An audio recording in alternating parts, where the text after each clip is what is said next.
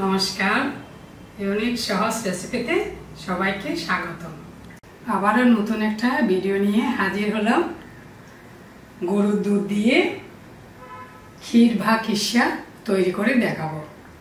এখানে নিয়েছে খাঁটি গরুর দুধ 1 কিলো, 4 টেবিল চামচ গুঁড়ো দুধ, আমুলের গুঁড়ো দুধ, আধা চা চামচ এলাচের গুঁড়ো করে নিয়েছে, 1 টেবিল চামচ গোবিন্দভোগ চালের গুঁড়ো, চিনি নিয়েছি 2 টেবিল চামচ ক্যারামেল করার জন্য। প্রথমে একটা প্যানে 2 টেবিল চামচ চিনি আর 2 টেবিল চামচ জল দিয়ে হালকা লাল করে ক্যারামেল তৈরি করে নিতে হবে। বেশি লাল হলে ক্ষীর বা কিসা খেতে ভালো লাগে না, তেতো লাগবে। হালকা লাল হয়ে আসলে এই ক্যারামেলের মধ্যে আমি দুধ দিয়ে দেব।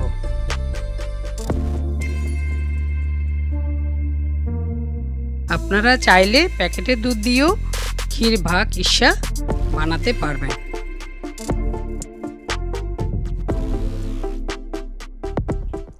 অনেকক্ষণ নেড়ে নেড়ে জাল দিতে দিতে দুধ অর্ধেকটা ঘন হয়ে এসেছে। ওই যে 2 টেবিল চামচ চিনি দিয়ে ক্যারামেল করে দিলাম ক্ষীরে, আর চিনি ব্যবহার করব না।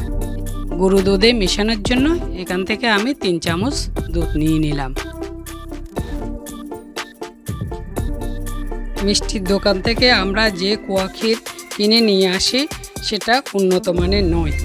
ঘরে থাকা সাধারণ উপকরণ দিয়ে এই ক্ষীর আপনারা বাড়িতে বানিয়ে নিতে পারবেন।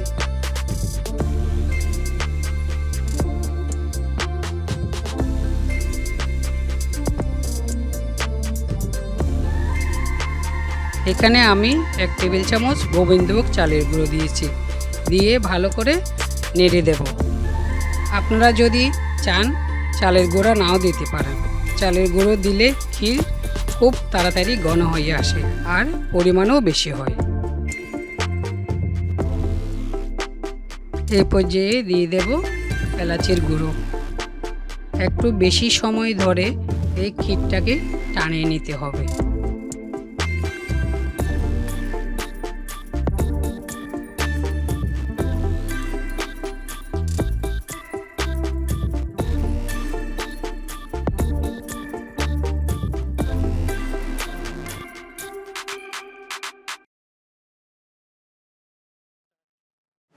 ক্ষীর রান্না এই পর্যায়ে শেষ হয়ে গেছে। আমি ক্ষীর রেখে ঠান্ডা করে তারপর আপনাদেরকে দেখাবো। এখন কিন্তু ক্ষীর প্রায় তৈরি হয়ে এসেছে। ফ্লেমটাকে একটু বাড়িয়ে দিয়ে এইভাবে যখন খুব ভালো করে ফুটে উঠবে আমি ফ্লেমটা বন্ধ করে দেব। এবার আমি বাটিতে নিয়ে ফ্রিজে 10 মিনিটের জন্য ঠান্ডা করতে দেব।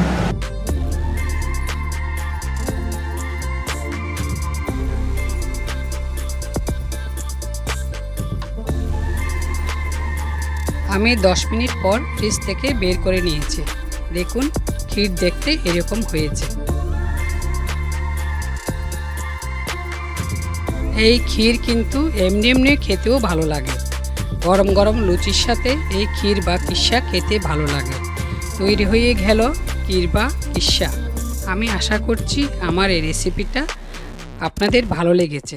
ভালো লাগলে সাবস্ক্রাইব করে সাথে থাকার অনুরোধ রইল। ধন্যবাদ। চলো খাই।